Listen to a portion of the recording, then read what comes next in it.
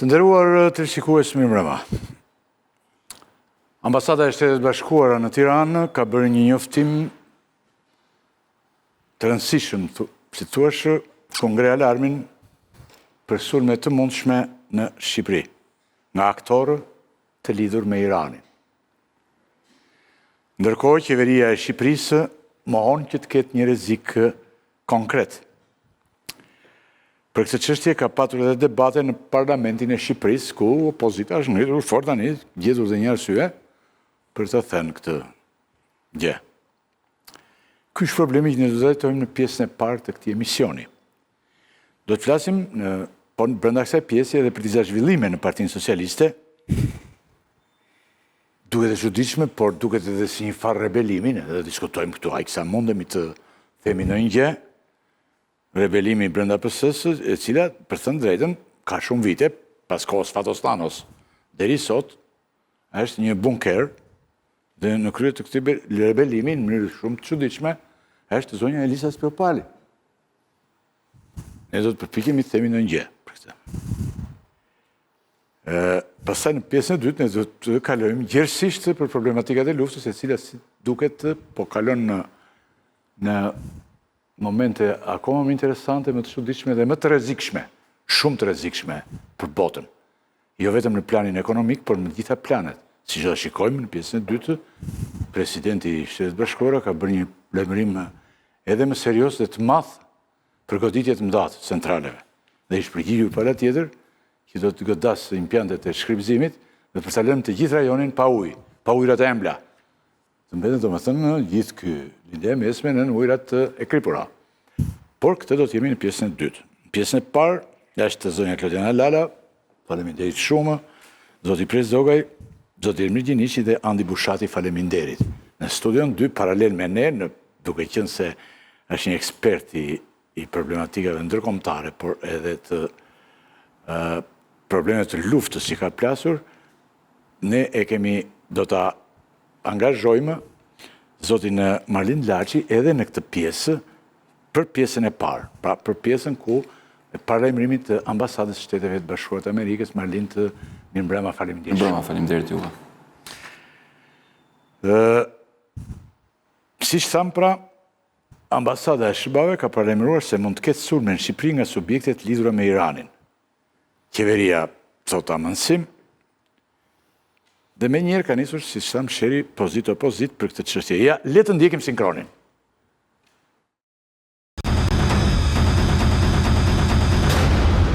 Grupet e lidhura me Iranin mund të shënjestrojnë subjekte të lidhura me Shtetet e Bashkuara ose element të opozitës iraniane në Shqipëri. Ata gjithashtu mund të synojnë vende të zakonshme të tilla si vende turistike, qendra tregtare, hotele, klube dhe restorante. Ne i inkurajojmë qytetarët amerikanë të ushtrojnë vigjilencë të shtuar. Ambasada e SBA jep rregullisht alarme të tilla, madje edhe kur dalin në protestë grupe opozitare që djegin kazanët e mbeturinave apo gjuajnë me molotov për të dalë në fotografi në gazetat e huaja, por agjencitë ligjzbatuese të Republikës së Shqipërisë nuk kanë asnjë informacion shqetësues lidhur me këtë hamendësim të ambasadës amerikane. Kështu që ne i ftojmë qytetarët amerikanë të mos humbasin asnjë nga mundësitë e mrekullueshme që ofron Shqipëria me vendet e saj të panumërta turistike, mikpritjen e saj të pakonkurrueshme dhe ushqimin e saj të paqortueshëm.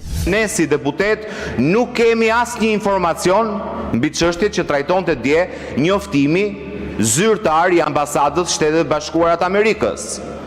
Mirë po, qëndrimi që ju referua ministri i qeverisë ishte përtej të qenurit skandaloz. Nuk ka absolutisht asnjë arsye për të qenë të alarmuar. Situata e sigurisë është absolutisht e sigurt.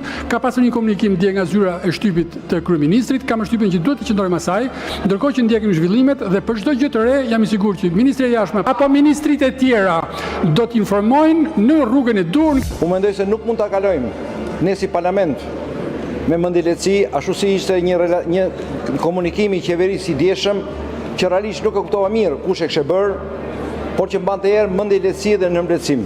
Ky është një informacion i cili është dhënë për të gjitha ambasadat dhe patjetër edhe për Shqipërinë, sepse Shqipëria ka marrë një TPE ndaj një regjimi i cili ka dëmtuar interesat kombëtare shqiptare. Nuk ka asnjë informacion konkret, qoftë edhe inteligjencë për një situatë rreziku real. Së dyti, ky është në vazhdën e gjithë postimeve, deklaratave që bëhen standard në gjithë vendet e botës, ku ka shqetësime të ndryshme.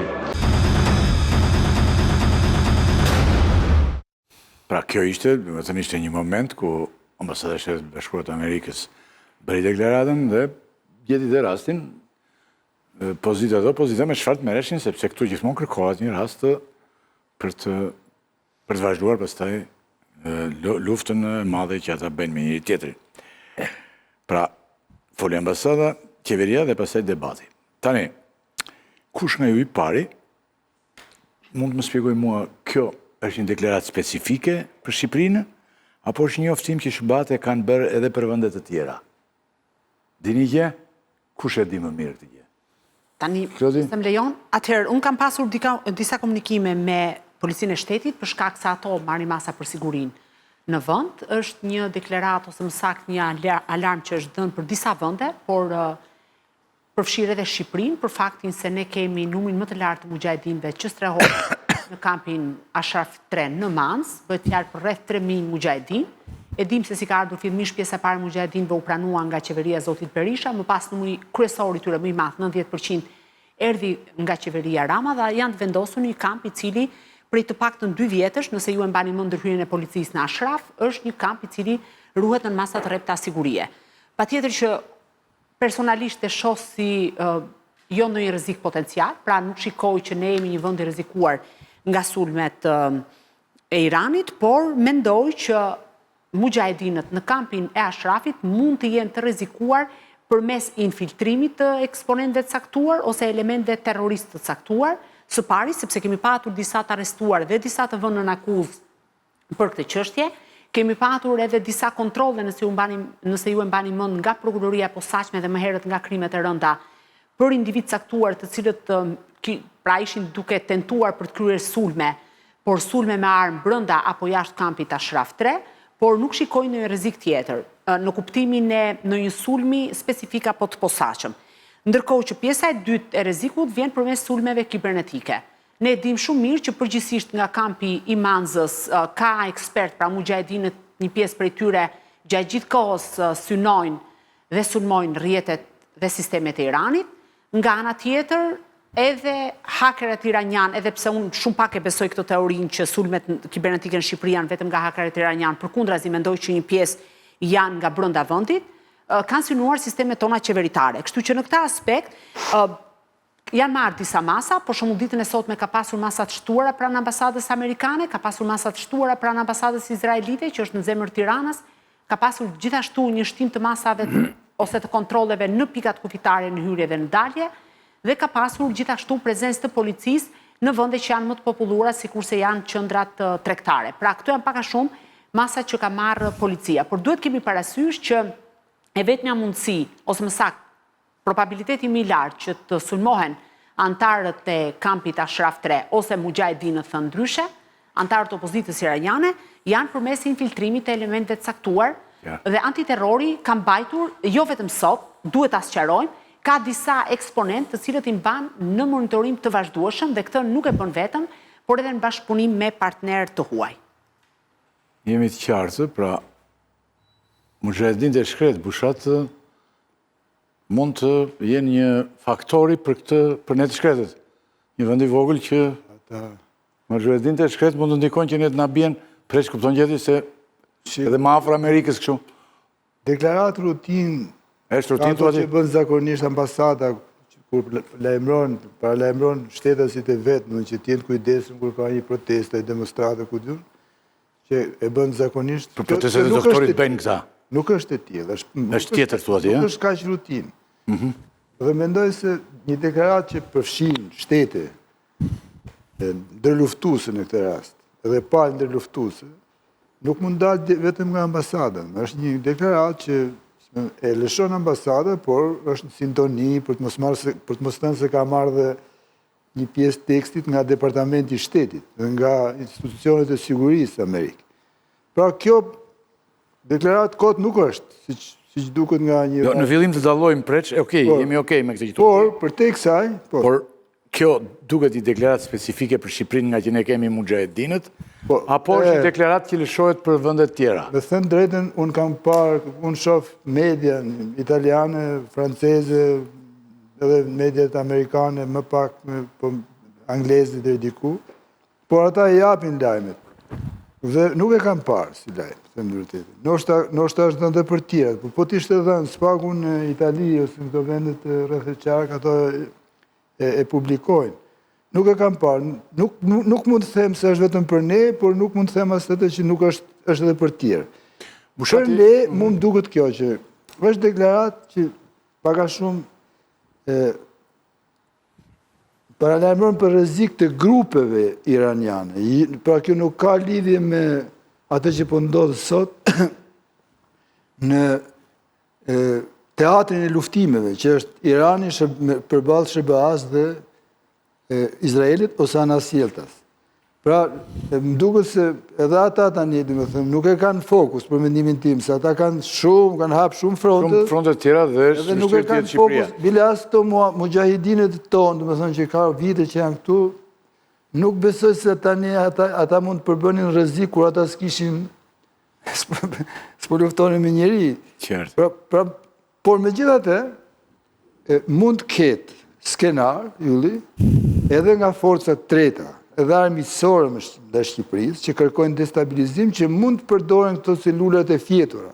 Po, Serbin kemi ne, po Serbia me Iranin si lark janë? Jo, më ka kështu që, shiko, nuk është, interferojnë vende që duhen t'ja faturojnë Iranit, por e bëjnë vete, kupton, për të krijuar destabilitet, për të krijuar kështu rëmuj. Kemi dhe një kategori tjetër, ata që quhen ujqrit e vetmuar, që rrinë të hequr dhe një moment caktuar, futen në veprim. Ne kishim një rast nëse mban mend në veri të vendit, që ishte me prirje ekstremiste. Është një deklarat paralajmëruese, e cila nuk duhet nënvetësuar, por edhe me panik nuk kapset në gjallë, më bëri përshtypje reagimi i qeverisë, në fakt më pëlqeu. Jo, e kam këtë pyetje. E kam. Marlind dhe Gjinish, ju mendoni që është për Shqipërinë dhe shihni në një gjë të këtë deklarat, apo jo? Më tepër më duket si një deklarat rutinë nga ambasada amerikane për çdo ngjarje që mund të ndodhi, që mund të sjellë problematika të ndryshme për qytetarët amerikanë. Dhe sigurisht një alarm, një këmban alarmi mund të ekzistojë, kjo për shkak edhe të diplomacisë dobët shqiptare, që është në kohën e kryeministit Berisha, me pranimin e një pjesë të mujahidinëve, por edhe më pas me kryeministin Rama, ku mor edhe pjesa tjetër, 90% e mujahidinëve të tjerë. Pra, nuk do ishte nevoja që të kishte një mbingarkesë të një strukture politike që në Iran konsiderohet si një organizatë terroriste, si një organizatë kolaboracioniste përgjatë luftës midis Irakut dhe Iranit në vitet 80. Pra, Shqipëria është një shtet i vogël për të bërë pjesë e një konglomerati problemesh më të mëdha, të cilat as nuk i përballon dot dhe nuk ka kapacitete mbrojtëse. Përsa i përket më pas debatit, sigurisht që këtë është hera parë që logjikoj, sipas logjikës qeverisë Rama, hera parë, mbas edhe hera fundit, që Shqipëria nuk besoj se rrezikohet direkt nga qarqet ndryshme iraniane, kjo edhe për shkak se Islami në Shqipëri nuk ka asnjë lloj kontakti me shiizmin apo me revolucionin islamik të 79-s, është mbajtur larg komunitetit musliman apo bashkësisë muslimane dhe në këtë aspekt nuk mund të ketë le të themi ndërhyrje të tilla dhe akte të tilla që mund të sjellin apo mund të sjellin pasiguri në lidhje me qytetarët. Kemi një gjë më të zgjeruar. Me qytetarët shqiptar, por edhe me qytetarët e huaj, si që janë qytetarët amerikanë. Problemi që ndronë se, do më thonë, më duket sikur pozita dhe opozita në këtë rast, po i ndiqja në parlament, konkurrojnë për çmimin servili më i madh i vendit, do më thonë. Në qoftë se qeveria bën një hap mbrapa, është opozita gjatë gjithë kohës që shtyn para drejt një koncepti dhe mbjellje të panikut në lidhje me qytetarët shqiptarë, sikur këtu po kryen manovrat kryesore midis Gardës Revolucionare nga njëra anë apo edhe marincave amerikanë nga ana tjetër. Gjinish, shkurt që s'kalojnë të përshati që ka një mendim krejt tjetër. Ajo që është e çuditshme është asimetria e qëndrimeve. Nëse Shtetet Bashkuara të Amerikës japin një alarm të tillë dhe del kryeministri i Shqipërisë. Jo, do zbres te kjo pyetje. Që i thash Pendalova preç. Doli kryeministri. Ti mendon që kjo bëhet vetëm për Shqipërinë Jo, nuk është vetëm për Shqipërinë. Dje në Ambasada e Shtetit Bashkuar të Amerikës në Irak i ka dhënë një ultimatum shtetasët vetë brenda 24 orëve të largohen nga Iraku. Por Iraku është vend i fqinj, është vend që janë milicit shiite, janë sulmuar bazat amerikane, kështu që kjo pastaj është një paralajmërim çik kështu. Po pra kjo është shumë. Duke pasur parasysh për ata e bën për ne shumë, e kupton. Zoti Ekipi, ne nuk jemi shtet i përfshirë në atë luftë aktualisht. Se është tjetër gjë marrëdhënie, tjetër gjë. Ti ka aktualisht nuk kemi. Fushati sot Irani s'ka kot merret me satelitin Shqipëria. Thotë që ne lufta nuk është lufta jonë, lufta e Iranit. Nuk është lufta jonë, Bushat ti si e percepton këtë gjë? Është një që na adresohet kundër nesh, duket ka ndonjë rrezik apo jo? Pa tjetër që adresohet kundër nesh, sepse po të lexosh fjalë për fjalë deklaratën, aty edhe fokusohen vende, thot kampi Manzës, elit diplomatike, edhe sheshe publike më duket qendra tregtare. Do me thënë, kamp Manzë ka vetëm Shqipëri, kështu që ajo është një deklaratë e shkruar për Shqipërinë. Edhe ne këtu jemi afër Zamirit Vjenës. Dhe rreziku është për Shqipërinë. Tani, problemi është pse mundohet ta relativizoj qeveria, ministrat që thonë është deklaratë që bëhet gjithmonë. Edhe të tallen dhe me opozitën. Dolin gjithë tani, se këtë ka shkrimin ky. Ndaj ruajtat ym tani ky dhe ym të gjithë të kjo pjesë. Se doja presh të nxjerrja diçka që është për ne apo jo, ç'mendonte secili. Tani zotëria këtë ide ka të ajo që ka hedhur. E futa këtë në bisedë dhe hym gjithë. Jo, dolim temin e dytë. Si? Jo, te para jam. Në ndaloj ylli të pjesa e dytë, se kemi... Po mund të bëjmë dhe gjiron, se unë s'kam ne... Jo, po këtu do të dalim, se s'kemi pasaj, ose dalim kinë. Vazhdojmë, betemi në kinë, i bjem nga kinë. Hajtë. Dhe këtu, kjo relativizimi që i bën qeveria është problematik.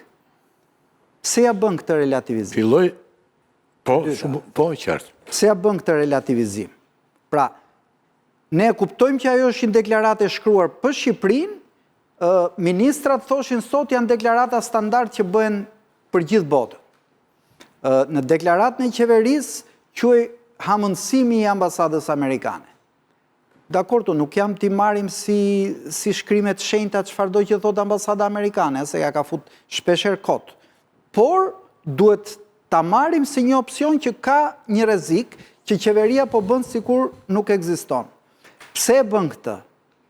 E bën këtë sepse në një dekade pak të Edi Ramës, ne jemi fut me zorë në luftë për ta vulgarizuar në skenën e boksit të të nga doktori në këtë luftë me Mujahedinët.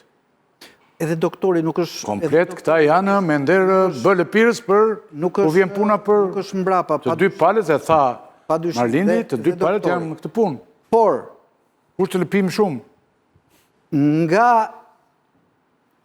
9 të 10-at që mori Rama në raport me doktorin, e deri te po të shofësh intervista e fundit që dha për median franceze Edi Rama, që i binte gjoksit, ne jemi vëndi vetëm që s'kemi marrëdhënie diplomatike me Iranin, ne jemi armiq të Iranit, se ne jemi vënd që vim nga diktaturat dhe ne nuk i durojmë dot diktaturat, pastaj jepte një argument që kundërshtonte të parin që ne na dhëm shumë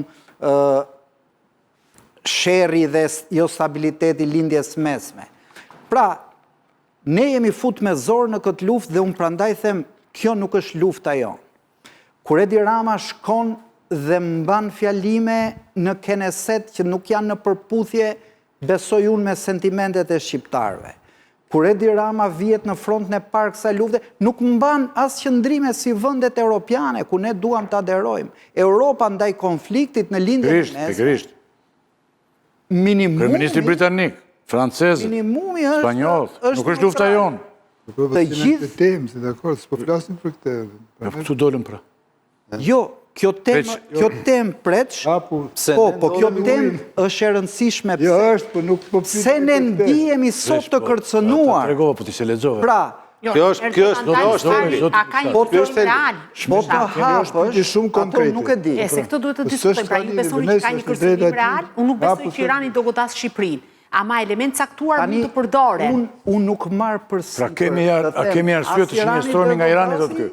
Ti ke shpallur luftë vite tëra që mban mujahedinët. Nuk kam. I ke shpallur luftë. Amerikanët po thonë këto. Dhe nuk është ere parë. Në vitin 2020, kur ti ke pas prap kontradikta me regjimin e Teheranit, ty në presidencën e parë Trump, John Bolton të ka thënë, Shqipëria kërcënohet, sulmohet nga Irani, mund t'ja ketë fut dhe John Bolton i kotë, por ama... Po, ishte koha ku ndërpren marrëdhënie diplomatike. Jo në qikë më vonë ndërpren. Po të shikosh, Malit Zi nuk i thonë, Macedonis nuk i thonë që e rezikuar. Sepse ne kemi mujahedinët, është qartë. Ne, Francës dhe Franca ka mujahedin. Ne jemi sjell, pra, në një luftë që bëhet kudo lartë, nga që Edi Rama do të bëj servilin dhe zgjidhi punët e tij përmes lobit shifut dhe interesave të Trumpit, ka vënë interesin e Shqipërisë.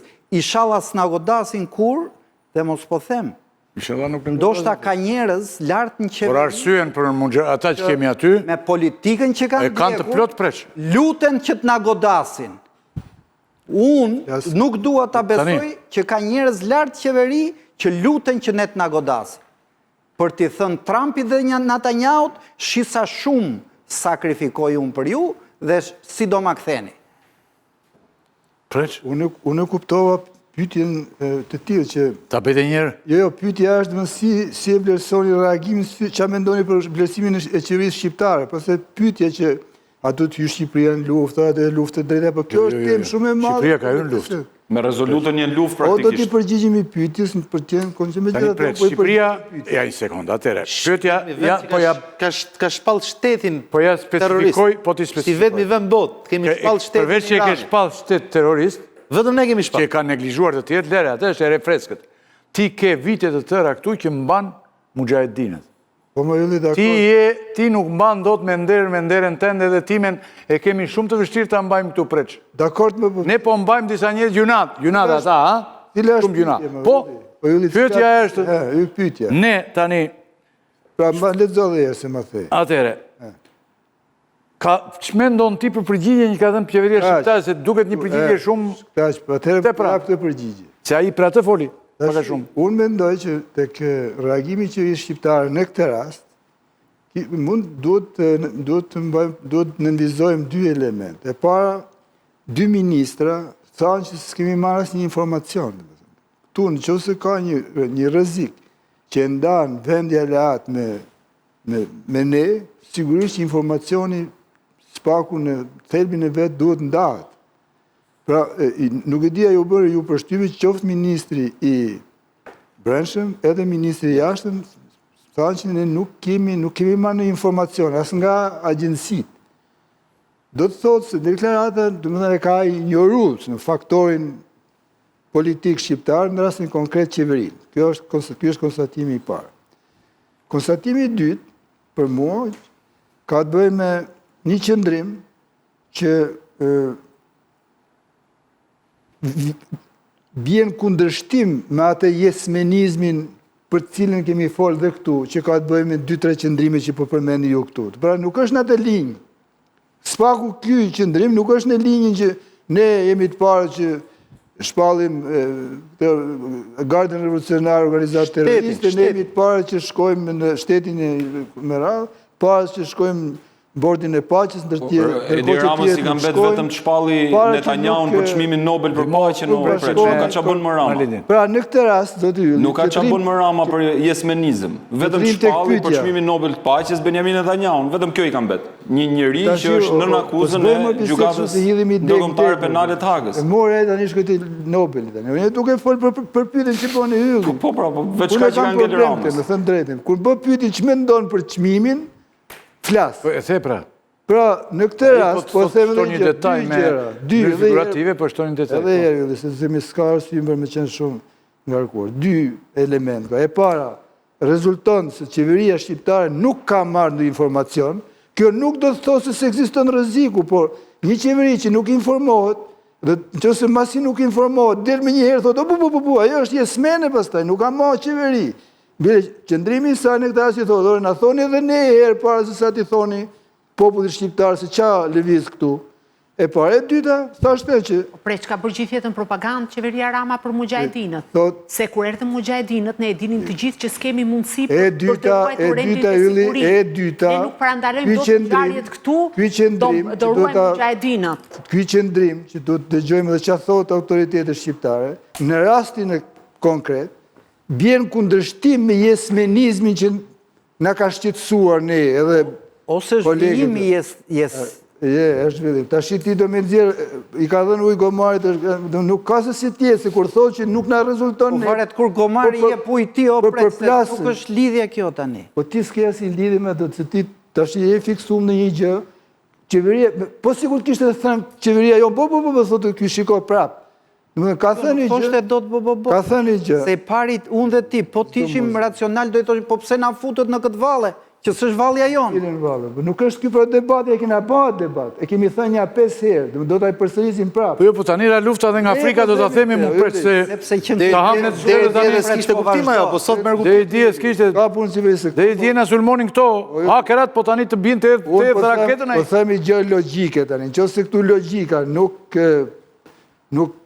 konsiderohet, po e le edhe unë. Logjika është që kjo qeveri e cila është shumë konformiste me kohët e fundit, sidomos, po ka kohë, me qëndrimet e partnerëve, në sidomos SBA, pa pritur po them unë, në një njoftim që mund të thonë, bile një qeveri, këto njoftime, një qeveri, i përdor, bile edhe kur s'dalin përpiqet t'i nxjisë vetë, sepse zakonisht kur jepet, si më thënë, alarmi për një rrezik për vendin, qeverit i përdorin për të rritur presionin ndaj faktorëve të brendshëm. Kështu është logjika. Po këtë nuk po e bëjnë qeveritë e Perëndimit, asnjëra preç. Po. Ato të gjitha këto qeveri. Ndolën mos thashë, qeveria jonë më vëlla. Jo. Po jo, po tani ne do shkojmë në Perëndim. O zoti, në qoftë një qeveri ata i kanë kthyer. Andi thash parë se pra ne është pak kontradiktor. Shpinën Donald Trumpit. Andi thash parë një gjë që e mendoj edhe unë. Sepse e di çfarë tha sot, po preç, e di, po preç. Është i fiksuar. E di çfarë tha dje ndarkaj. Vonë, se tani vonë në Amerikë, tani... Vete ke pjesë tjetër. Jo, e di që tha. Shko merë një nafta, Amerika nuk furnizohet nga Ormuzit. Ikni merë një nafta, ikni vetat e merë. Kemë rapo, yllë atë, kemë rapo. Tani andi thash parë, se për ne du të kryoj lidhje logjike me atë mendimin tim, tha, bile do donin vetë, edhe unë e mendoj atë. Qeverit, kur kanë probleme, kanë qef që të di një rrezik i madh nga jashtë dhe me atë duan të mbulojnë gjithë problematikën e brendshme, rrisin presionin të thotë opozitës stop ju se tani ne... Jemi okej preç ti këtë mendim ke. Pra, gjitha këto arsye që na qojnë qeveria ka mbajtur një qëndrim nga që se ka përfshi kush vëlla. Po t'jen përfshi, nuk di gjë, nuk e di. S'di, më thotë për rrezike real, që janë mujahedinët këtu. E quan qëndrimin amerikan hamendësim të pabazuar në fakt. Kjo do një shpjegim, patjetër më mund të thotë dhe më shumë. Por mund të çdoj. Zotë Rakipi, nëse më lejon. Po them se ka drejtë, them ajo mund ta thotë. Çështja është shumë. Ne nuk jemi të vetmit aleat Shtetet Bashkuara të Amerikës. Pse hapet ky problem vetëm për Shqipërinë? Pse duhet jemi ne?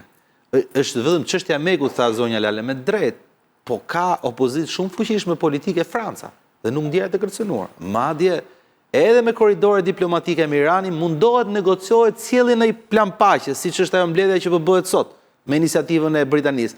Tani çështja është pse ndodhemi antar të Mekut Francë dhe për të tjerë antar të Mekut. Janë të dy bashkë, po këtu janë nuk janë të dy bashkë. Të dy bashkë, lidhet politike janë ato të Francës. Patjetër pra, lidhjet politike janë. Domethënë do vrasësh Ajetullahun, pastaj do vrasësh kreun e gardës. Nuk vret dot vetëm njërin.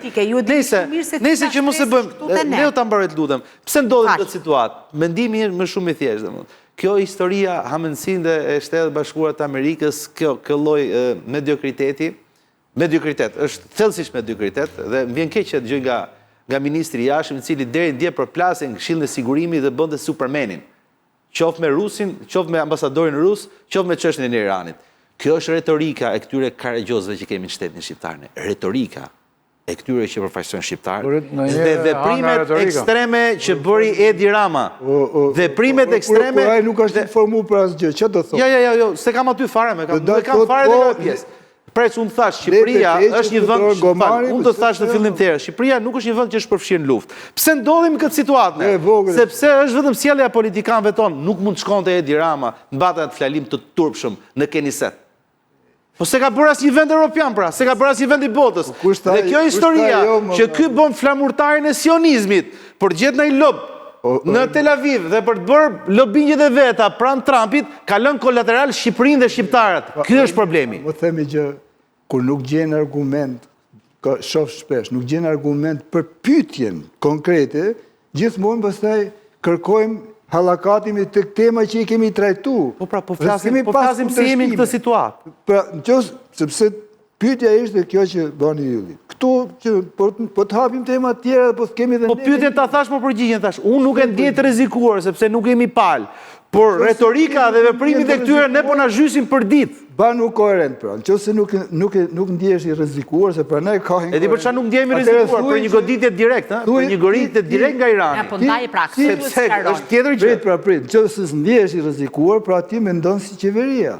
Edhe në këtë rast, për një goditje direkt nga Irani tash, për një goditje direkt nga Irani. Pa qartë në qendrimin tënd. Kam një pyetje që është ta them pak më ndryshe këtë. Çfarë mendoj unë?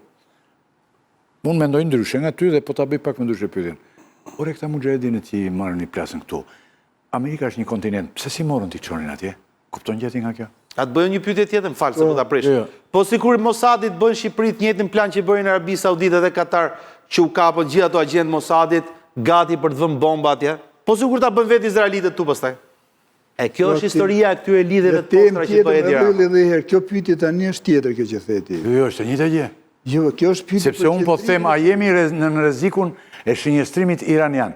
Ne. Dhe kjo pyetje është brenda. Pyetja e parë. Ti këtu ke aty te vendi që tregojnë regjia që nxjerr pas herë aty, ke mujahedinët që jetojnë në Shqipëri për vite të tëra. Dhe ata janë thonë nën veprimtari, shpesh i kanë ndaluar të dalin dhe nga kampi. Ja ku i ke. Te pyetja e parë tham që ka mundësi rreziqesh nga celula, nga ujqër tjetër.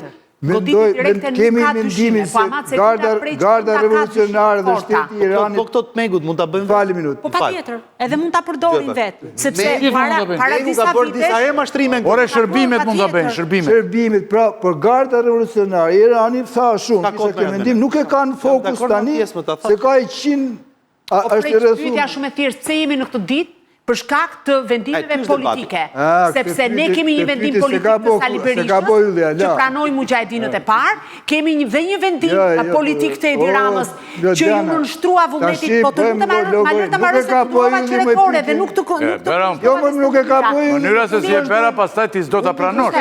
Se unë e bera pyetje. Pse duhet i mbajmë ne mujahedinët, ne pregrisur ne, të mbajmë ne një rrezik aty, kaq këtë po them unë. Për qytetarët e vet, pranon opozitën iraniane në një numër të konsiderueshëm, ne kemi shumë tepër, ne kemi shumë preç të gjë. Unë kam qenë në kampin, ndryshe nga ju, unë kam qenë në kampin e Mancës. I kam takuar... Bisedën, që se nuk që tregojë pak në rastin ati që vdiq dhe këto donin të sjellin. Këtë tregojë, se kjo është interesante. Dhe preç që e di këtë gjë, se unë kam qenë në raportim live, tani preç të lutem. Ka i problem shumë të madh. Ne kemi numër më të lartë.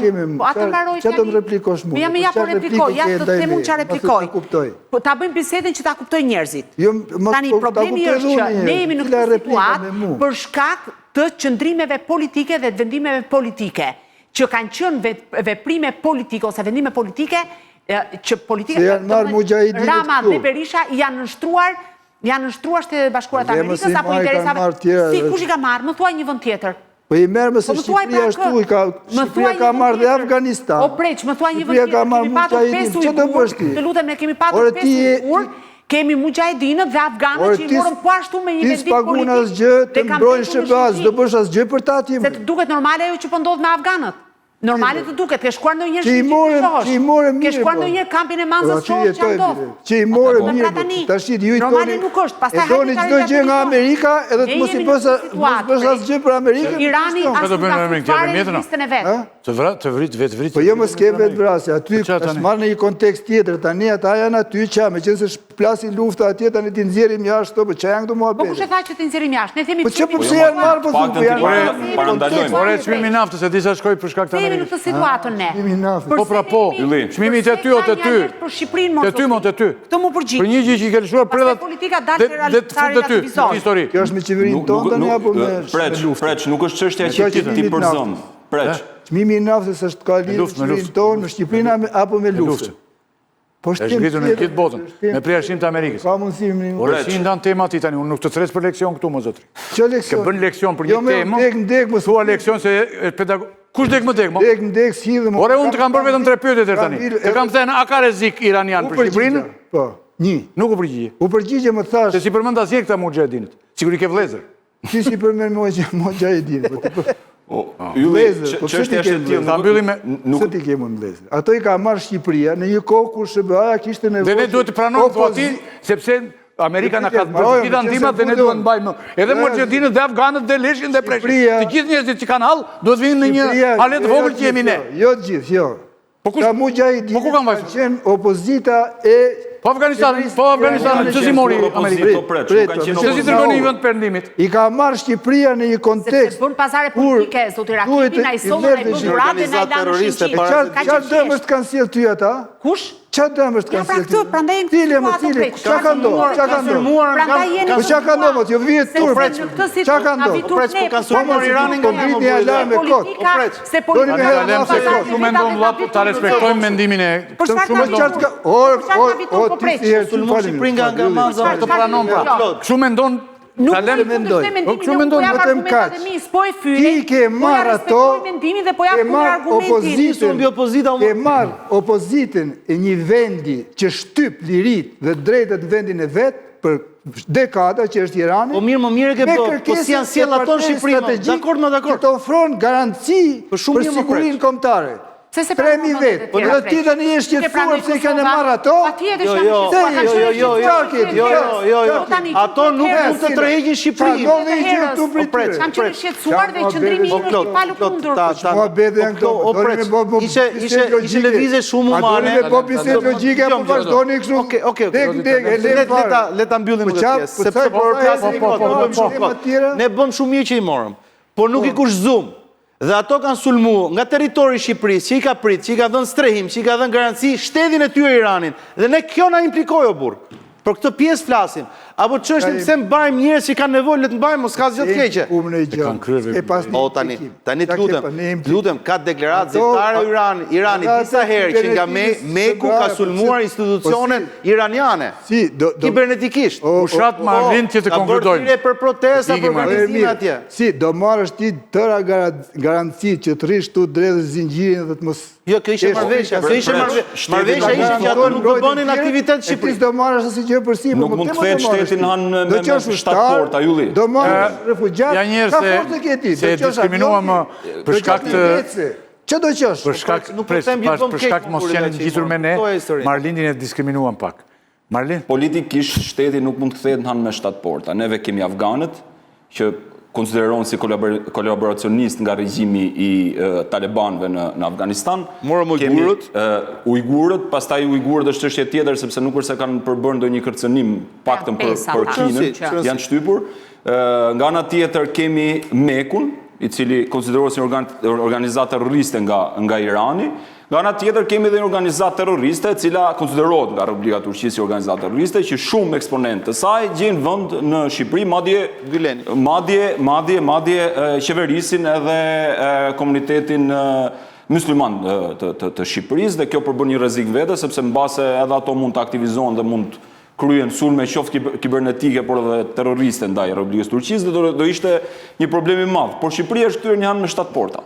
Do më thonë, në momentin që ndërkombëtarët thonë juve du t'i merrni filan opozit, ne pa i njohur, pa i jetuar dhe pa i ditur se çfarë përfaqësojnë këta njerëz dhe çfarë rreziku eminent mund të kthehen këta njerëz për qytetarët e Republikës së Shqipërisë, ne jemi direkt jesmen dhe gjithçka kryhet, domethënë që është ndërtuar edhe kampi Ashraf 3. Sigurisht që unë jam pro mbajtjes tyre, por me një kush që ata njerëz mos sulmojnë dhe mos kthehen në një problematik për Republikën e Shqipërisë. Sigurisht që dera mund të jetë e hapur për njerëz paqësor, por ka kritere.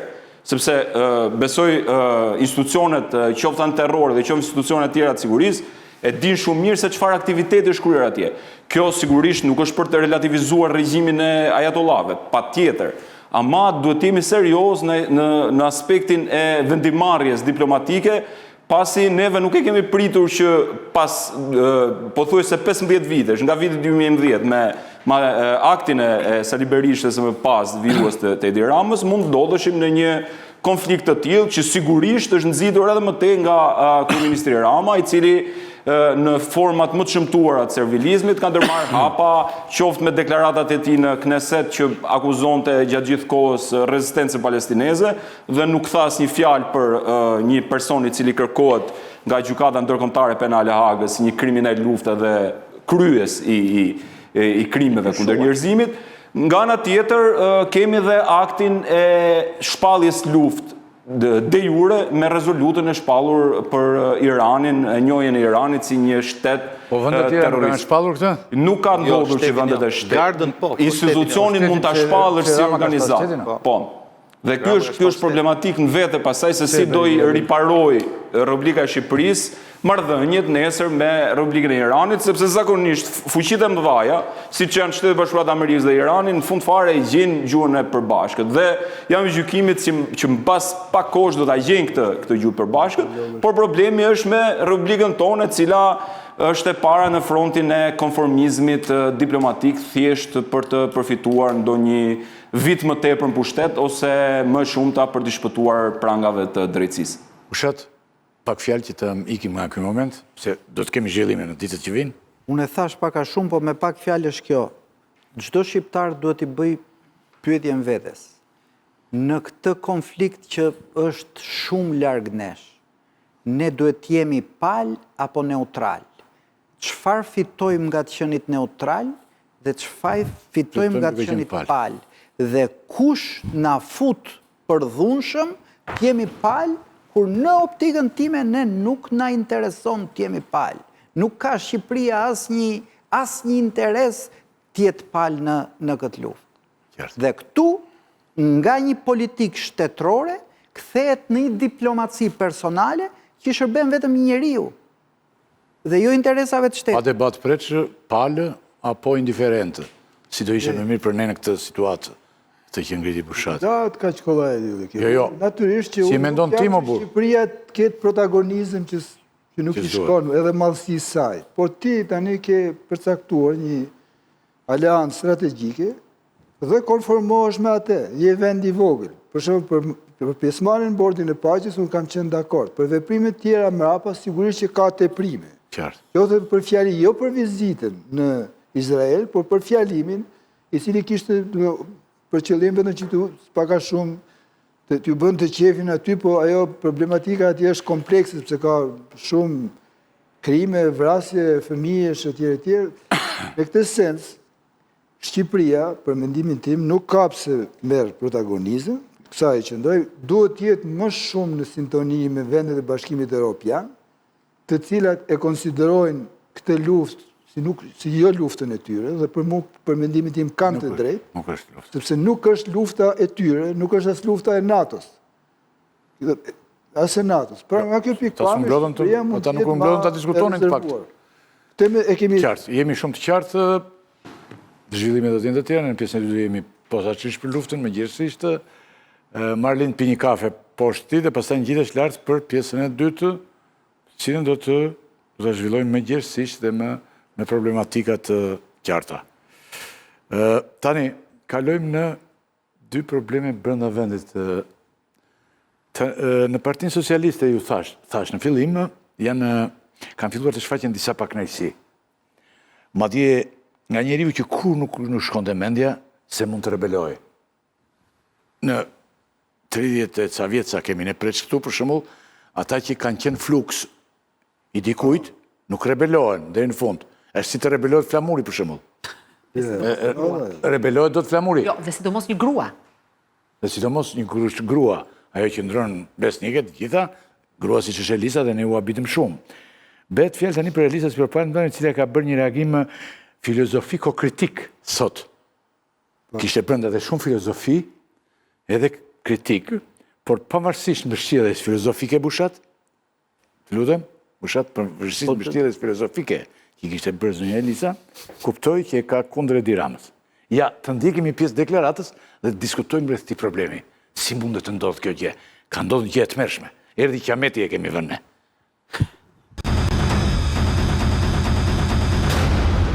Ajo që po ndodh nuk është thjesht një çështje personale, por një shfaqje e një modeli që po zgjerohet me një normalitet të heshtur, ku arroganca dhe abuzimi nuk paraqiten më si devijime, por si forma të pranueshme shoqërore.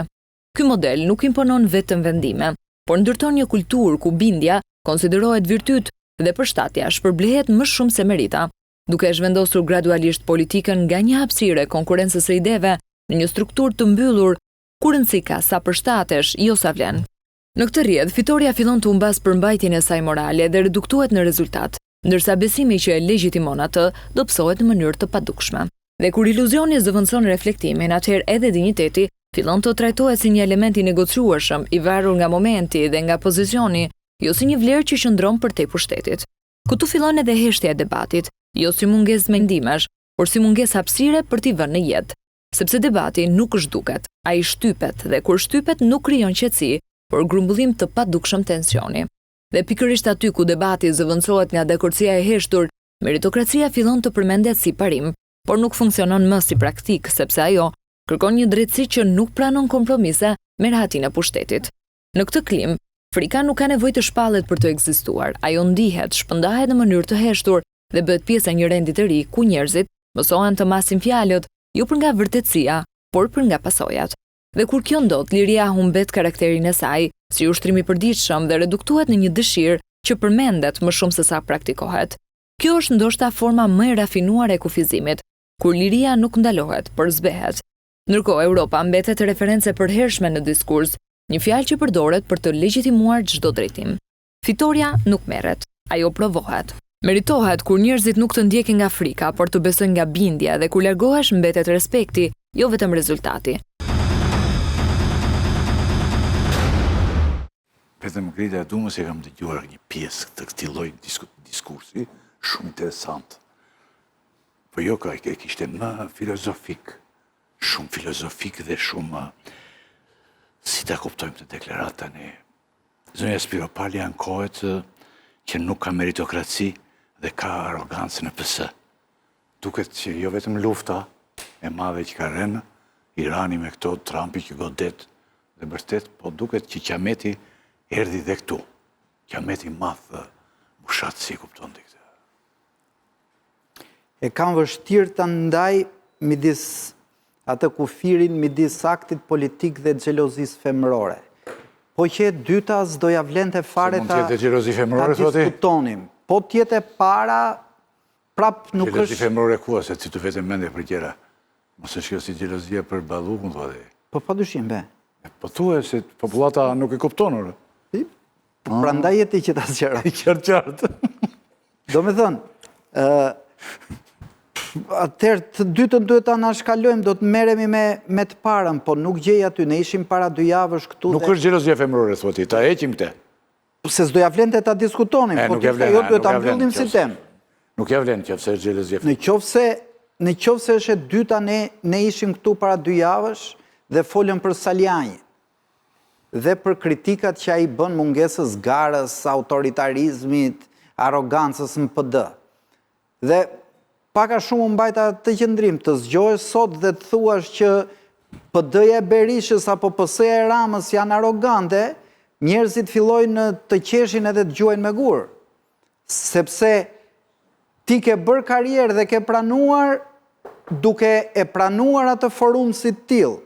Elisa Spiropali në shkallë karriere që ka ngjitur, e ka ngjitur përmes servilizmit dhe arrogancës. Ja, është dhe fluksi i Ramës, drejt për drejt. Ore, fluks mund t'jesh, po mund t'jesh fluks me merit dhe pa merit. Po përgjithsisht flukset pa merit janë. Unë, zonjë Spiropali, mbaj mend kur ishte akoma zëdhënëse e PS-së, e kupton që dilte mbante ato fjalimet për opozitën e rublave, për opozitën ruse që s'do Shqipërinë, pra shembuj tipik të veglave të regjimeve autoritare. I mbaj mend si kryetare parlamenti që si lejonte komisionet opozitës. Pra vetë është një viktim e arogancës që s'ka qenë zgjedhje saj, por që ka qenë pranimi saj. Dhe tani, kur hikën në mënyrë të pamerituar, nga një posti pamerituar, nuk kanë më vlerë fare këto, ti thuash këto fjalë mbrapa.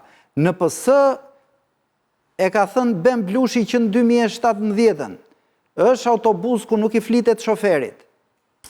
Kush tenton t'i flasi, i kënë shpit vetë. Si duket edhe pasagjeri që fletë të Bushati zbret preç.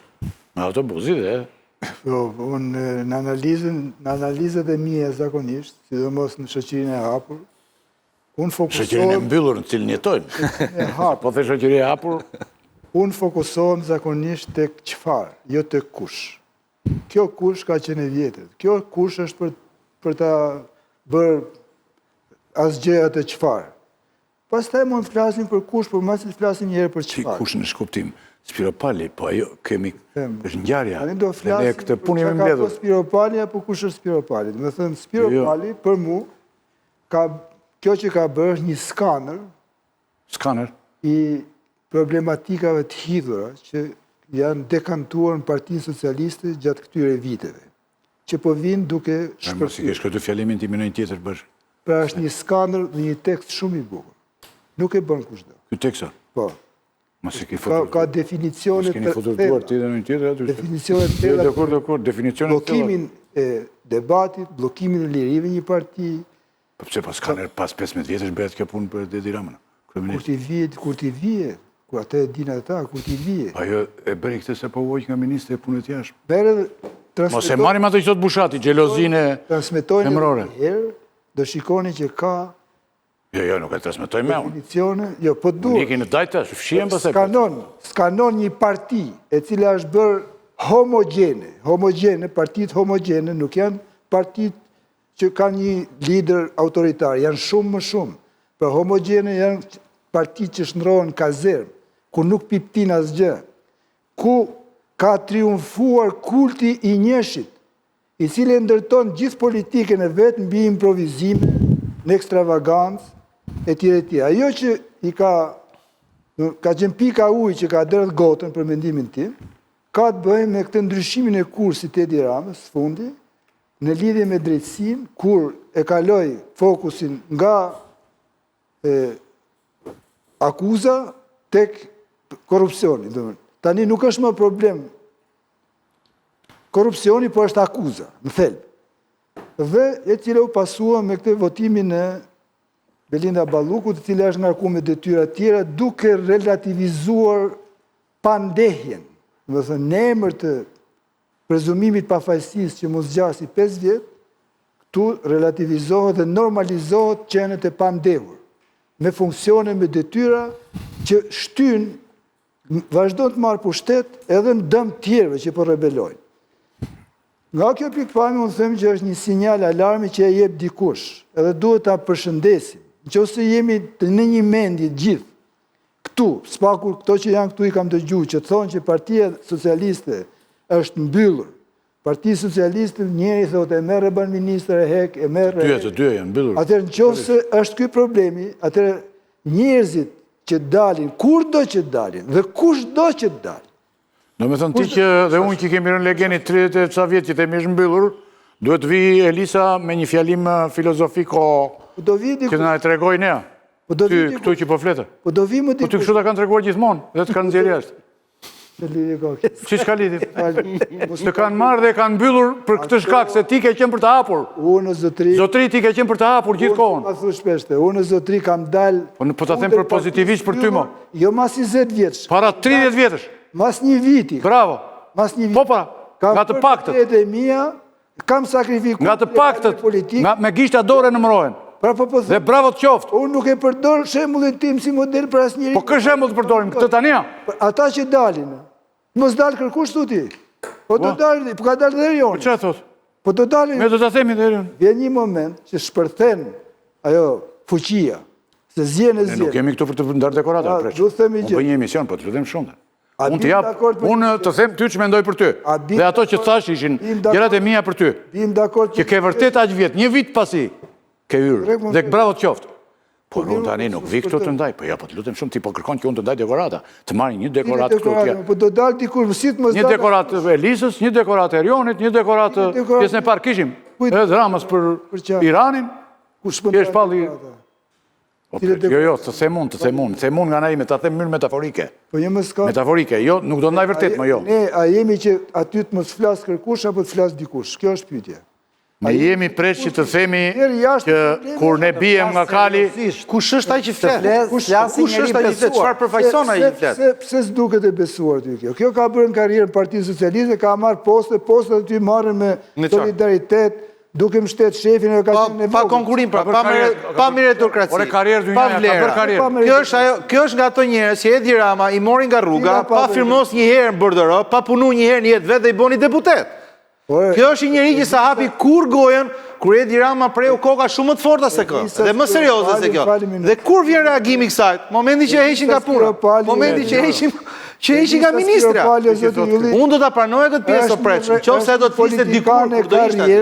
Që e ka nisë me dirën intime dhe e kam pa, se këtu kemi qenë, e ka nisë karrierën që nga shkalla e parë, karrierën politike, është si Erioni, si Blendi Klosi, a erdi nga mjafti u bë deputet, s'ka po si gjë fare, s'ka firmos një herë, nuk ka firmos një bordoro, as kjo ose Erion Velie, kjo është e vërteta. Qërënësi, dikush... E qenë se kjo s'ka firmos, kjo nuk duhet t'i thot... Jo, nuk duhet t'i thot, sepse po na bën thirrje morale për merita, për kontribute, për gara, dhe kjo i ka fitu gjitha pa merita. Kjo po bën moralshmen, ndërkohë kjo është pjesë të pa moralshmen që ka kriju Rama. Rama po moralshmen e krijoi me këto njerëz. Qasin ju me këtë kush, e filloni e gërmoni, këtu s'duhet të ketë kriticizëm kur. Jo, s'është kritik, jo duhet të ketë, këto s'janë njerëzit që të bëjnë... Të merresh dhe me filozofi, e diti që gjithkush është dikush... Mua nuk mund vit në bëj leksion për paqe një kriminal o burr. Kjo është e njëjta histori. Këto e kanë kriju këtë rilindje, këto e kanë sjell këtë pikë të rilindje, këto kanë pranu të marrin poste drejtuese pa pas asnjë një merit, ndërkohë që Shqipëria ka pas një shumë më të aftë se këto, sepse këto i kanë bërë fresk. I kanë bërë fresk liderit, dhe unë do të pranoja këtë zonjë, do të pranoja vetëm një rast. Në qoftë se kjo do të bënte kritike kur ishte ullur në postën e ministres. Po, nga ministre. Po normal, pse? Pse si? E në ide si funksionon politika? Kur të e gjithë drama? Por bën ministre... Politika funksionon kështu i dashur. Në momentin që unë nuk jam dakord të hedhë qelcat. Dhe ti je habitur nga kjo? Kaq. Ky është morali. Falemi, unë nuk jem shiko, du të themi gjë. Kam një gjë shumë më serioze për të them. Thuë. Ka me vite, edhe këtu të studia juaj, që edhe unë, sikur se ju, kam edhe me mendimet e mia, për homogenizimin e qyta unë, asa për kazërmimin e Partisë Socialiste. Po. Dalin një ditë për ditë, është 2 njerë, që mund bëhen dhe 3, dhe 4. Po. Dhe bëjnë një... Nuk flasin si unë... Dhe kur të eqja i ti bënë... Nuk flasin si unë e si ky, se ata janë parti. Dhe ata mendojnë me nëjmë parti. Dhe njëriu që është partijako julli, kërkon të rije, nuk del aty, po hedhë një shash dhe t'ikin puntime. Në që se ata dhe mund të pranojnë, ato e një parti ndryshe. Unë mendoj që ata do të konsiderojnë. Sa ata kanë nevoj tani për të inkurajuar të me këtë debat me në parti, se e kuptojnë që kanë shku në fund. Dhe mos i mendoj se mund t'jenë si parti tjera këtu që do t'a marojnë deri në fund, dhe me thonë që që them unë, të shojmë. Ta shi unë këte bëjnë, nuk i hyj fare unë di këte që ajo ka qenë deputete, ka qenë kryetare parlamentit, ka qenë ministre, ka marrë pjesë në shumë fushata, unë se di mandatin e parë, ka dalë në fushata vetë, si shumë të tjerë. A kujton do të në ja rriti kodo për se bëbën fjallën, se kurikulën është e plot, po qare të mundi, qa rriti ka kjo zonjo, vla, që do të mbaj me publiku, se me vetë në vetë është në regull. Ajo me vetë në vetë është në regull, ka fillu rrugën dhe në gjitet, unë po them për shqiptarët, për ne, për publikun, qëfar ma më bën një rriti kësaj zonjo. Ajo për mu ishte një ministre e jashtme e mirë. Për qa ishte mirë? Qa bëri? Për qa bëri? Qa rritje shka? Shqipëria të paraqet një ministre që paraqet një imazh Shqipërisë Ajo kishte objektivat i kishte të integrimit kryesisht, po kur del kryeministri, Qa rriti më pre, bukur të thot për që se s'po kuptoj. Kur del kryeministri, kaloj nga estetisti para se të bëhemi. dhe ja fut shqel. Vetëm Shqipëria ka ministre që bajnë 1 kilogram botox në turi që duken bukura dhe nuk bëjnë asnjë produkt diplomatik. Megjithatë, nëse do bëj një vlerë, nëse do bëj një vlerësim, jo do ta bëj se e kaloj. Nëse do bëj një vlerësim do ta bëj preç dhe ke drejt. Që janë duhet ta thuash këtë gjë. 10 ai që i ka bërë. Më fal, o Klod. 10 ka përdorur asnjëherë. S'ka lidhje kjo, po them gjë tjetër. Një vlerësim që e meriton. 10 ai që e ka bërë gati këtë shkrim. Kush 10? 10 ai person që i ka bërë gati këtë shkrim dhe ja ka dhënë. Dhe ka vënë emrin e kësaj. Dhe kjo si lidhet Njeriu që bën karrierë politike për shkomi. Jo, se thash për jo, se thash për preçin.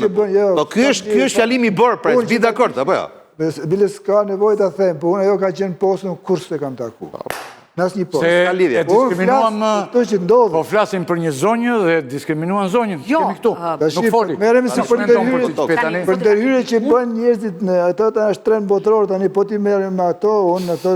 Dakor. E drejta dipse ta bëra personit. Në momentin që nuk gjeta një përgjigje çfarë kontributi ka dhënë kjo. Jo, vetëm për këtë arsye ta bëj. Po në biografinë e Elisës Spiropali. Jo, çka kontributi ka si ministre se the, ministre e jashtme e suksesshme. Çka ka bërë më si suksesshme? Kanë ndjekur me dinjitet agjendën e Shqipërisë për integrimin, por kur e bllokonin integrimin, një gest, një akt në Shqipëri s'ka që i bën ajo.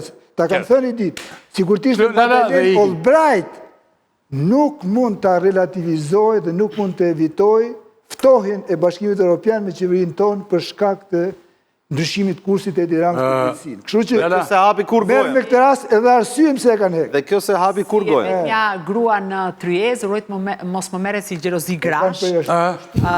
Pyetja e parë që shtroi unë, a është një rebelim? Se mund të jetë edhe një stisje nga brenda llojit. Për shembull Edi Rama për të rrequr vëmendjen nga shumë gjëra të tjera, fut aty një sherr të vogël edhe ne pastaj zhurmojmë në për një. Nuk besohet kjo, po. Ngrej dyshime, ndoshta ngri. E dyta, analizë analizë. Tani, meqense po këm ngul fort analiza preq, ju thatë kush apo çfarë. Tani të rrim te kush është kjo zonja? Elisa Spiropali që ka sjell spiropalizmin politik. Dhe ka ardhur në postin e ministres jashtme, për mua e postin më i rëndësishëm pas kryeministrit, sipas meje modesti. Këtë që ka bëj, pa patur asnjë kontribut në politikë. Unë nuk di një betejë të Elisa Spiropalit të ketë dalë dhe të ketë drejtuar një qark dhe të ketë shkuar me fitore të pastër. Një. E dyta, nuk di një akt politik të Elisa Spiropalit që realisht të ketë mbetur në mendjen e shqiptarëve në 14 qeverisit të Edi Ramës. Unë nuk di iniciativë ligjore, më thuaj një herë, mor zotri, një herë që të ketë kundërshtuar Edi Rama në 14 vitet të qeverisjes o pretëse në këtë vënd. Kushe pak zërë me Skënderbeu, Edi Rama. Kushe qyti Skënderbeu, Edi Rama. Po hynë në historinë atyre që pushatin kanë arritur vetëm në pirje më Skënderbeu e Ramës. Për minutë. Tani ai është Hamza, u kthyen Hamza me një herë. Pranon mor preq që është në majtë të politikës për shkak të servilizmit, jo për shkak të kontributit në politikë. Pastaj s'du t'i thot këto. Dakor, kush e tha që s'du t'i thot? Jo më t'i thot, por për ne s'ka në si vlerë. Problemi është kush t'i thot. Sepse në partit tona politike, pra në partit politike shqiptare, tani me qësë jemi të dy verior, po të përdori një shprehje krahinore. Këta Rama dhe Berisha i kanë lënë partit toka djerë, e përdorim shumë në veri. Do me thënë, partit janë prona atyre të dyve dhe gjithkush tjetër që ka bërë karrierë aty, ka bërë sepse ka patur mirë me shefin. Po del njësi alternativa aty. Cila është alternativa? Cila është alternativa? Kjo s'ka si merita, jo është produkti këtyre më preç. Kjo është produkti këtyre. Ka pranuar të relativizoj çdo skandal në këtë vend 14 vjet. E ka mbulu. Sepse këtu ka ndodhur aq shumë skandale në shëndetësi, në siguri, në krim të organizuar, në korupcion e tjera me radhë. Dhe Elisa Spiropali, po çfarë po më thua një gjë që unë e shoh për ditë. Elisa Spiropali ka heshtur zotri, Po, është Klodiana, bashkëfajtore. ka bërë njëjtën gjë që ka bërë 80 veta të deputet. Gjithë njëjtën gjë, Po gjithë çfarë do të thotë kjo, se kjo e bën ndryshe se nesër po ti gjë do them. Ministrët e Partisë Socialiste që do flasin, se problemi janë shumë ngjashëm, kush e thotë, çfarë thotë. Ke drejt, janë të ngjashëm, përgjithsisht janë ngjashëm. Mendon se disidenca lind që orën e parë, po e nuk bën karrierë. Të lutem, Elisa Spiropali, dhe në qoftë se do të ishte realisht një grua me kontribute dhe do të kishte ardhur në politik me këmbët e veta dhe me forcën e vet, ajo do të kishte reaguar. Po ma thuaj një betejë që ka bërë mor zotri. Më thuaj një betejë që ka bërë. Po një betejë ka dalë deputete kanë dhënë lista, më kanë dhënë lista partisë. S'ka dalë nga lista hapur në herë. E di çfarë do thotë? Do thotë që ta marrësh ta udhëheqësh një qark dhe mund të dilte nga lista e hapur. Dali nga lista e hapur. Në politikë. Kujt i thu betejë se keni këtë fjalë betejë kështu pa dogan. Kujt i thu betejë ti? Ku i them betejë? Një betejë të pastër, një betejë pa grupe kriminale, një betejë me zgjedhje që realisht i njihet merita një drejtuesi qarku. Kjo është betejë preq. Ore ne mbase nuk e njohim politikën. Tani, drejtore s'ka fituar as mandat vetë. Ka një problem. Është listë fresh, është listë mbyllur. Të jap dakord vetëm në pra të jap në një farë mënyrë të jap disa pikë ose të jap dakordsinë time vetëm në një pikë. Fakti që Edi Rama dhe Sali Berisha i kanë bërë partit pronë të tyre private dhe ky zëri Elisës i mekur, i ngjirur, i mbaruar, themi hajde t'ja japim një pik me qënë sa ajo e ngriti zërin. Po tani më ngrihet Elisa Spiropali mua pas 14 vjetësh, edhe të më thot nuk ka meritokraci, si u bëre ministre e jashtë me zonjë. Këtu fillo, dhe më jep përgjigje për këtë, pastaj vazhdo. Unë si bëj biografinë as kujt, as jo i bëj biografinë, se nuk po i bëj biografinë morale. As po i hyn familje, po flas për çështje politike si nuk po flas si Elisa Spiropali si nënti tua si ku diu. Po flas si Elisa Spiropali. Kam pas përballjet e mia nga pozicioni im si analist me qeverinë e Edi Ramës.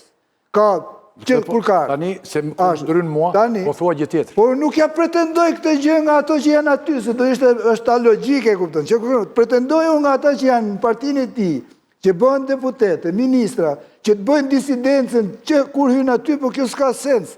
Politikan do rriten brenda partive. Pra, e reja është kur vjen dhe ndërgjegjësohet. Dhe prandaj duhet ja njoh. Janë dashur 14 vjet. Të zgjohet nga gjumi Elisa Spiropali dhe të thotë që paçi nga partisë politike.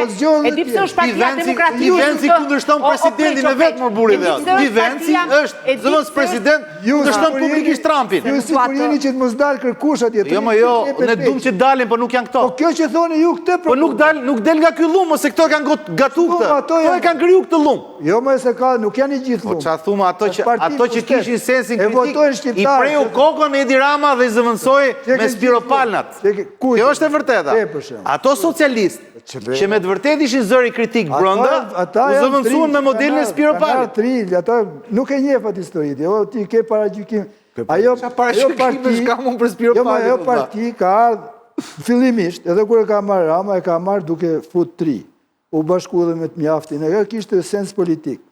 Ashtu pastaj pse bëri fundi që ç'a morali ka kur ti bie nga kali dhe shan zot në kalit. Kaq është. Ç'a morali ka kur këtë e heqin nga ministre dhe fillon kritikon atë që bëri ministre. Ma trego vetëm këtë pjesë. Se fjalët ka shumë bukur më, dikush është problemi. Çfarë besueshmërie kanë këto njerëz? Si mund të jenë këto kritika e asaj që kanë ndërtuar vetë? Mendon këtë tjetrën ti. Të nuk e mendon. Pse hoqën atë? E hoqën se ka manifestu këtë qëndrim. Nuk e dim fare. Se dim fare. Ti e di. Jo, pse duhet të shqetësu ti që ose të rizaj është poshtrim. Mua nuk ka dim fare se se kam pa fare që një si përgjigje mu. Se preqë ti pse ka ikur Elisa Spiropali? Pse ka ik? Se nuk e di ti zotri pse ka ikur Elisa? Ishte kushti Belinda Ballukut. Këtë e di gjithë Shqipëria. S'ka nevojë nga zotri. Po ishte kushti Belinda Ballukut. Kritika më e fare. Dhe me qënë se ika tani nuk po dalë kundër Edi Ramës. Po ky fakt është. Po ky fakt, Elisa Spiropali është kurbani Belinda Ballukut. Po këtë tjetër nuk nuk janë në me vetë së gjithë. Në një fjalë që unë në rogos edhe e thonë. Edhe e thonë. Kaq, mbaroj historia, është histori klane. Dhe tani klani në topët po rebelohet. Po lëre me histori klane shto se po doni ta të bënin. Sa budale që idiota. Si? Jo, po thëmë për të që njeri që thuaj presit mos nga qukon të është njeri. Ore preqi, s'ka gjurë se unë i përgjigjem s'ka. Me bëk shu galat, mund galat s'bëj. janë duke bë analizë politike. Vetëm njëri serios Shqipëri ti qenë. Jo, unë jam një nga ata, një prej tyre. Një ndër njerëzit serioze mbaj veten. Cilin që në këtë qeverisje kë ke serioziteti, që të flas seriozisht. Si të thëmë, ke kam unë. Ku është serioziteti? Te Elisa Spiropali. Jo, më janë duke thënë... Ke gjetur ti sot, një minut. Te njeriu, o një minut dëgjoj tani përgjigjen time. Me që qenë ke serios. Dëgjoj, mërë zotri. Dëgjoj, më ja këtë. Se ti më hirësh dek në dek. Si të në dek më dek, ma ja thoshe të tije. Skënderbe. Thoshe Skënderbe atje. Po le më që ka thënë ti. Të gjatit, i thoshe Skënderbe të gjatit. I thoshe Skënderbe. Ore, këto që ka thënë. Qa ka thënë, mo? Këto që ka thënë. Asnjë s'ka thënë. Nuk qëndrojnë. Ajo le dalë dhe thot, Edi Rama është njeri që ka mërmbyer Partinë Socialiste dhe më këtë. Asnjë fjalë thosh aty. Do ta vë prap. Përsërite ta dëgjoj edhe një herë ky. Përsërite. Jo, unë, jo. Dhe çfarë thot? Asnjë fjalë për Edi Ramën. Se s'jam ban. Po do thot ku ti që s'do. Dhe të qenë ti njeriu më serios si na del nena. E herë mos fol mua ashtu. Le të nxjerrë aferat, po le të nxjerrë aferat. Mos na, pse më ke thirr këtu në emision. Jo, unë të kam thirrë në emision, çfarë mendon ti? Po jo ti thua se mos frisni. Kush po i thot post listë? Çfarë po i thua? Jo, e kishte me mesazhin, se kishte me mesazhin. Kishte me mesazhin, Rakip. Shko në Gjerti, Kaja Gjoza që themi të biseda për s'kam lidhëm lekë. Preshtemi ke biseda se s'ka sens fakt. Lenga Qukën s'ke pse e futëm. Po Lenga Qukën nuk i thoshte Skënderbe në Veroqë. Po jo, po s'ke pse e futëm bisedë me mu. Jo, është më keq Lenga Qukën. Me mu. Është më mirë Lenga Qukën. Me mu. Lenga Qukën. A merë veshtë. O, doktor. Lenga Qukën. Nuk thoshte Skënderbe në Veroqë. Edhe pse në Veroqë vishin në brekë Lenka dhe të gjithë nga në Veroqë, nuk i thoshin Skënderbe. Edhe Tilli, nuk i ke thënë që ditën e parë Saliut. Pra, vjen me kohë. Po, e kam thënë vetë. E kam thënë vetë. E pra, po edhe ajo. E kam thënë vetë. E kam thënë vetë. Ta kam thënë ty. E kam thënë publikisht. Pse kërkojmë tjerëve ta thonë ditën e parë, për shkak, ditën e dytë. Po ta thonë kur ju vjen. Pasi të heqja. Kur ju vjen. Edhe në qoftë se ta thotë kur ju vjen është mirë, po kjo e tha kura nga fiku. Unë do t'i nga ky emision. Helmi është kjo që do që qëndrojnë, to që thot ajo, apo se tjerat janë pam... Ore, të thash që qëndron, po kjo është pjesë... Ku s'ka qenë, si është vesha, ka po botok... Bukur, pre, s'ko po pështym vetën e vetë, më se kjo është nga njerës që ka ndërtu këtë më. Unë nuk as i mbroj, as i sulmoj për këtë gjë. Për potoksin e kritikova unë që nishtin. Ishte mizogeni e pasër u tërhoq besoj. Se histori ju është, nuk e dëgjove, rajoni rebelim. Vazhdon t'i qëndrosh i pjesë, pra vazhdon t'i mizogjen, okej. Lyra, pra ju jeni kontradiktor.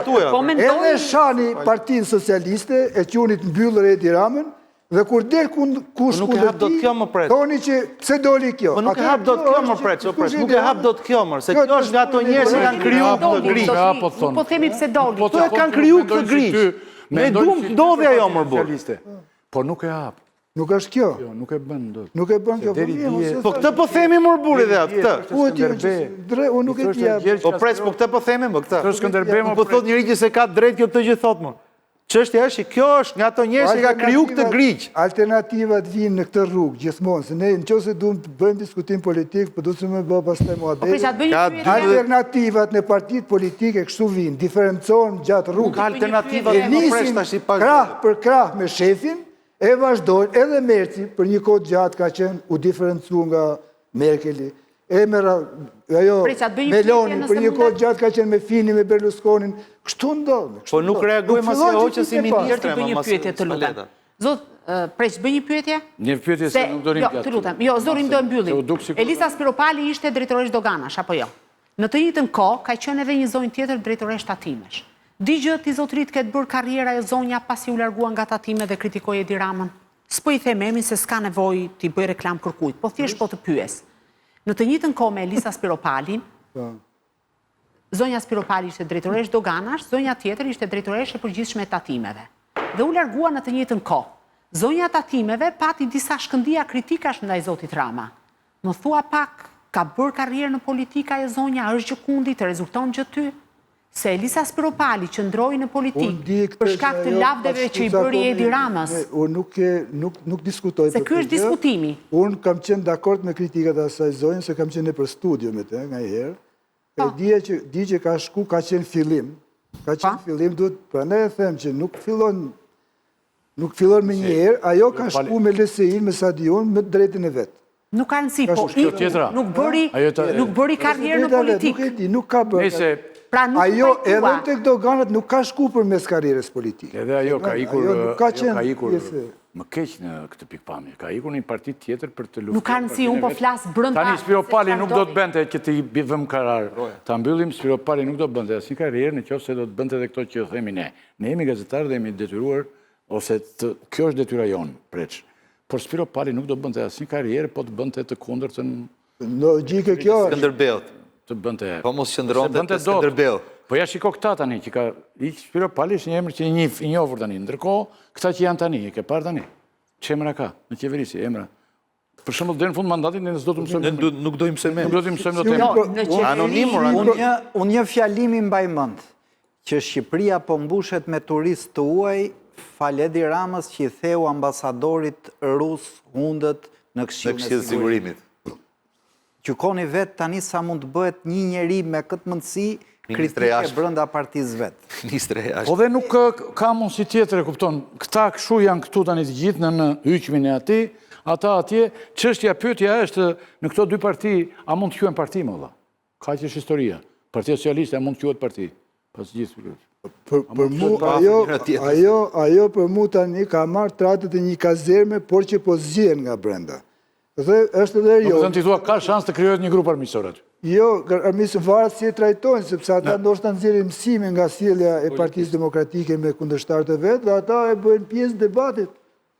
Edhe do shikosh ti që ndoshta i kenë këto që po dalin tani mund të jenë alternativat e ardhmës në Partinë Socialiste. Mos duket çudi. Kemi momentin kur edhe Braçja duket në botën e çuditërave kërkon të kryetar-bashkiaç, një njeri aktiv i Partisë Socialiste etj. Kërkon të kthehet të bëhet të kandidojë për Bashkinë e Tiranës. Ja çfarë deklaron ai. Braçja. Mirdita, do doja që ju falenderoja shumë gjithë atyre që më keni shkruar. Përmes këtyre mesazheve kam parë që ka një pyetje që përsëritet shpesh në to. E ke seriozisht apo po tallesh me ne njerëzit? Dy gjëra. Unë nuk tallem kurrë me njerëzit, se kam bërë kurrë dhe nuk ka gjasë që të ndodhë me mua që të tallem me njerëzit asnjëherë. E dyta, po e kam seriozisht dhe do shkoj deri në fund me ju bashkërisht. Nuk është ambicia ime personale, nuk është interesi im personal, por mendoj që kemi një mundësi shumë të madhe për ta zhvilluar këtë qytet në një dimension të ri, përfshirës dhe ku gjithë secili gjen jo veten e tij, jo thjesht jetën e tij, por të mirën e tij. Tani sinkronin me zotin Braçe, si ju duket vetë shpallja e Erion Braçës, a është një lloj sfide edhe ndaj Ramës? Si e mendon preçtikte? Mund ta them unë? Thuhet ti e para. Meqense ka qenë në një emision televiziv pak më herët, ndryshe nga zonja Spiro Pali, për shembull zoti Braçe ka marrë guximin edhe ka etiketuar direkt Edi Ramën. Çfarë ka thënë? Dhe thotë që partia nuk mund të jetë një mund ku vendosen vetëm njoftimet, partia, domethënë nuk mund të nuk është një parti që njoftimet për kryetar partie, për deleguar, për drejtues partijake të tjerë të jenë të vendosen si të jenë në njësi administrative, nuk mund të funksionojë, thotë, në këtë mënyrë, dhe etiketon direkt kryeministrin. Por, e pranojnë fakt që nëse zonja Spiro Pali do të dilte me të njëjtën gjuhë dhe do të etiketonte dhe realisht do të godiste direkt Edi Ramën, po mund ta shikoja si një lëvizje brenda partisë për ta çliruar atë parti. Jemi te Braçe. Po pra, jemi te Braçe. Ndërkohë, zoti Braçe po ndjek një strategji tjetër. Po merret direkt me Edi Ramën. Mendon që po? E di pse e mendoj ndryshe për zotin Braçe. Unë kam pasur një konflikt shumë personal dhe për vite me radhë me të kanë qenë në një përplasje shumë të fortë me Erion Braçen, për shkak të një momenti që ka qenë shumë i pa edukat, ja kam thënë dhe personalisht në raport me mua. Por problemi është që Erion Braçe ka dhe një lloj, nëse mund ta them kështu, të drejtë morale, sepse Edi Rama në zgjedhjet e fundit e flaku nga partia. Dhe Erion Braçe erdhi në kuvend me vota që i siguroi vetë. Pra Erion Braçe nuk është deputet i listës së mbyllur Partisë Socialiste. ju e dini që erdhi nga lista e hapur e Partisë Socialiste. Pra doli në gjithë Tiranën, Dhe nga më të Bëjmë krahasim në këtë pikë pamje se dhe Spiro Pali ka dhënë në mundësi. Jo, të lutem, kjo është shumë e rëndësishme, sepse Erion Braçe mund të mos ishte atë mënyrë si luftohet në politikën shqiptare, po hajde. Por po flasim për një listë Jemi okay. Pra do të thotë që ka ardhur me votat e veta, po jo është një kuvend me votat e veta. S'po i krahasoj, po të them mënyra se si po qasen në raport me të parin e vendit. Pra si po përplasin me atë... Kjo është, ky do të bëhet vërtet kryetar bashkie, apo është një sfidë ndaj Ramës? Preç? Unë them që duke pas parasysh se Partia Socialiste e ka një kandidate, edhe vazhdojnë të promovojnë paka shumë. Ka dhe një vit zgjedhjet. Manastir Liun. Manastir Liu. Pra, dalja e Braçës, duke paralajmëruar se do kandidoj në Bashkinë e Tiranës duke qenë deputet i Partisë Socialiste dhe i zgjedhur në Tiranë, sigurisht që është një sfidë. Mund t'i vejmë çdo lloj emri, është një sfidë. Është dhe një protest. Është dhe një kamban alarmi. Ai ka gjetë të objekt, ka gjetë një, se du ta kapësh diku lëvizjen politike, edhe ka kapë të kandidimi për bashkinë. Ai ndoshta mos i vini mund mos jetë. Aty, po dhe mund t'jetë, nuk i di. Ka kapë këtë temë dhe plazmon gjithë shqetësimet për cilat fola dhe më parë, në rastin e Spiro Pali, dhe mendoj se të dy, pavarësisht se Braçi është më i avancuar edhe në mënyrën se si i artikulon problemet, të dy këta, domethënë, kanë dalë, po protestojnë kundër një partie e cila ka ardhur duke u personalizuar plotësisht. Braçi dhe thotë qartë, këtu tani s'merret vesh, improvizojnë ministra, ai sigurisht e din se si zgjidhen kryetarët e bashkive, e din procedurën, por ka dalë, si më thënë, për të bërë një sfidë, edhe një lëvizje. Kështu e mendoja. Qartë. Bushat? Po ndoshta ka dalë edhe të them Bushat për arsyen e parë, se njerëzit politikë, njerëzit vërtet politik, si kur ai nuk i afron për në qeverisje. Ndoshta nuk është vetëm sfidë. Jo, Braçi ka qenë zëvendës kryeminist. E ka qenë. Problemi është këtu, që dakord ti mund të kesh një ambicie si politikan i vjetër e thua do kandidoj për Tiranë. Problemi është a kandidon dot edhe ka një vlerë lëvizja jote politike, në qoftë se ti ke një parti pa rregulla loje. Pra, në qoftë se unë do doja, ose do shifja që Braçi kishte ambicie për Tiranën, do doja që atje kur doli Rama, i mblodhi si kope ata, e i tha, nga sot tha ju keni, une Erion Velien do e shkarkojmë dhe nga sot keni Ogerta Manastir Liun, Erion Braçi mund të ishte ngritur dhe thoshte, zoti kryetar, shoku kryetar, zoti kryeministër, kush e vendosi këtë? Me këtë e diskutuat që është kjo kandidate. Pra, nuk ka rëndësi fundi, akti politik që jam dhe unë kandidat, që një parti edhe ti të kesh mundësi të kandidosh, duhet që ajo parti të ketë rregulla loje.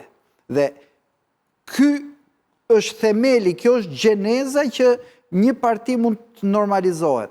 A mund të normalizohet PS-ja nga Braçi, nga Spiro Pali, nga ku e di unë? Kur nuk e besoj, do me thënë, ata janë të gjithë robër të zeqinejzimit tani.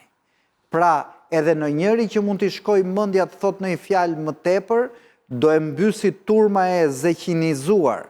Kështu që në këtë kuptim, janë disa flak kashte që ndizen dhe do shuen shumë shpejt.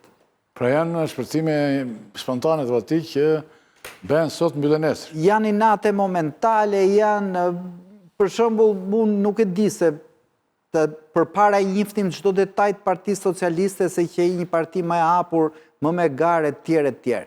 Por Braçi njësoj si Spiro Pali, në kohë më të afërt, ishte viktime Belinda Ballukut, qofse mbani mend. Belinda Balluku e hoqi nga Lushnja dhe hoqi nga lista i Qarkut Fierit, që Rama u detyrua ta spostoj me votat e veta. Ta spostoj në Tiranë.